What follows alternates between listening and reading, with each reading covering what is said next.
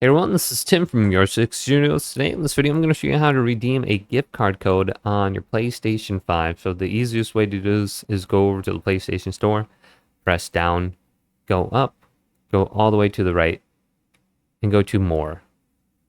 Then we can go to Redeem Code.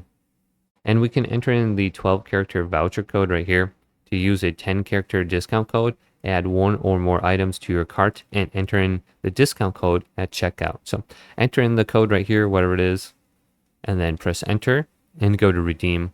And it should add the DLC, the money to your account, etc. And then we can back out, go to more. If we added money to our account, we should see it right here under our name. In the wallet balance, it says $5. And then we can go to transaction history and we can view anything that we purchased or added to our account, or subscriptions to see PlayStation Plus.